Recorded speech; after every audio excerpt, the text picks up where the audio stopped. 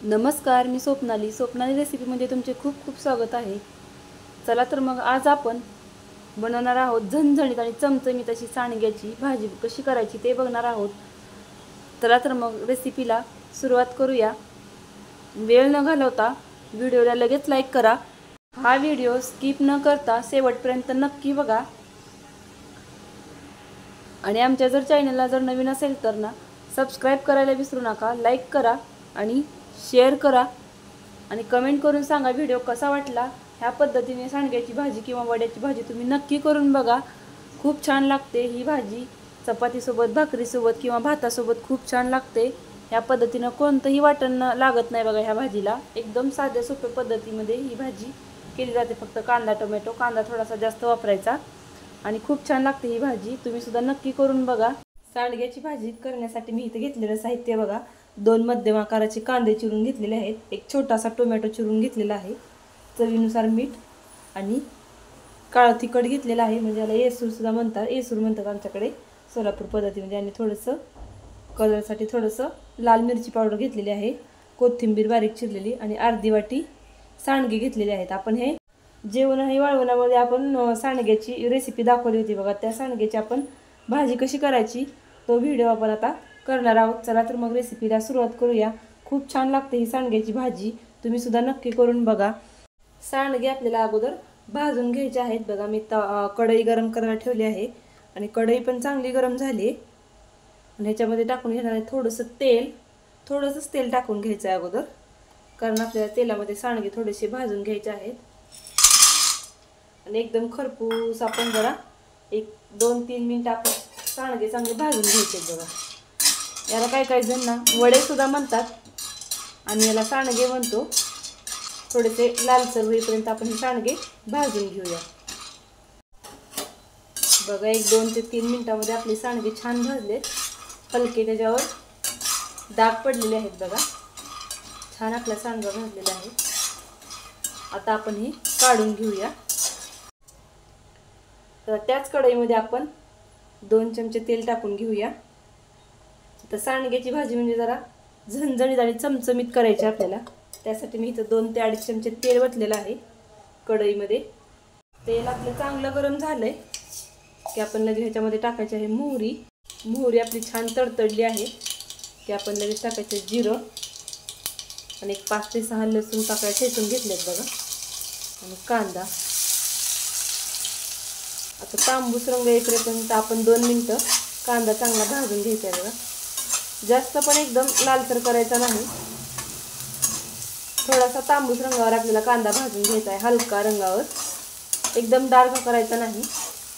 या भाजीला कांदा थोडा जास्तच घालायचा, म्हणजे सांडग्याची भाजी चव लागते एकदम छान आणि खमंग लागते। याला कोणतंही वाटण करायची गरज नाही बघा, एकदम कमी साहित्यामध्ये आपली सांडग्याची भाजी तयार होते बघा। हलका कांद्याचा रंग बदललेला आहे, जास्त पण डार्क करायचं नाही आपल्याला।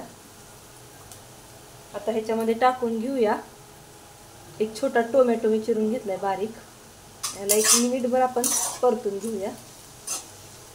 टोमॅटो पण आपल्या तेलामध्ये छान परतला आहे।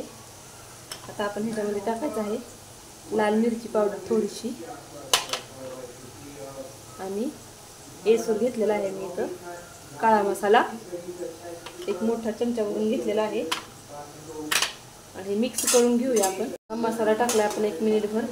मसाले वगैरे टाकले ना आपला गॅस कमीच करायचा आणि मी एकदम बारीक गॅस केलेला आहे आणि मसाले पण आपले छान परतलेत। ह्याच्यामध्ये टाकायची आपण आता थोडीशी कोथिंबीर, फोडणीमध्ये पण थोडीशी कोथिंबीर टाकली ना की छान चव येते फोडणीची पण आणि आपल्या भाजीची पण छान चव लागते बघा, म्हणजे आपल्या भाजीमध्ये कोथिंबीरचा फ्लेवर छान येतो। आता याच्यामध्ये टाकायचे आहेत आपण हे भाजून घेतलेले सांडगे, आता हे चांगले मिक्स करायचे आहेत आपण मसाल्यामध्ये वगैरे आणि गॅस आपला कमीच करायचा आहे। त्यामध्ये आपला सांडगा छान परतला आहे बघा मसाल्यामध्ये वगैरे, रंग सुद्धा खूप छान आलेला आहे।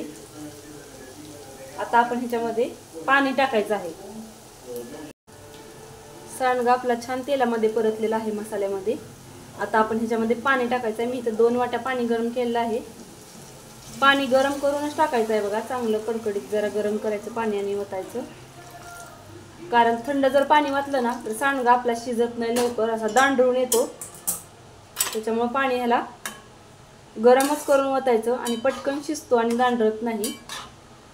आता ह्याला 10 ते 12 मिनिटं लागतो सांडगा शिजायला. पाणी थोडं जास्तच लागतं. त्याच्यामुळे आता मी इथं 2 वाट्या पाणी ओतून घेतलेलं आहे आणि गॅसचा फ्लेम मोठा करू आपण आणि याला चांगली उकळी काढून घेऊया अगोदर. मग टाकूया चवीनुसार मीठ. आता असं आपण गॅस कमी करूया आणि एक 10 ते 12 मिनिट एकदम बारीक गॅसवर आपण ह्याला शिजवून घ्यायचं आहे बघा. गॅस मोठा करायचा नाही, याला शिजायला थोडा जास्त वेळ लागतो. त्याच्यामुळे एकदम बारीक गॅसवर आपण याला 10 ते 12 मिनिटं शिजवून घ्यायचं आहे. बघा किती छान कलर सुद्धा आलेला आहे. अर्धवट झाकण ठेवूया आपण आणि याला एक 10 ते 12 मिनिटासाठी आपण शिजवून घेऊया.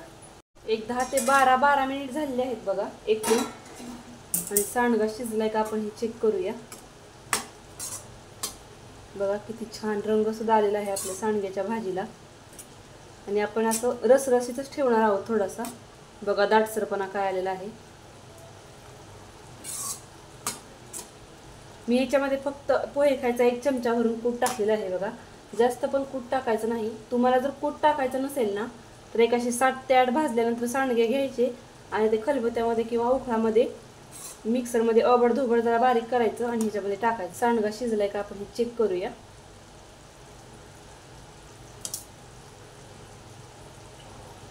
बघा सांडगा आपला शिजलेला आहे, एकदम परफेक्ट मऊसूत सांडगा झालेला आहे. गॅस बंद करूया आणि ह्याच्यावर टाकूया बारीक चिरलेली कोथिंबीर.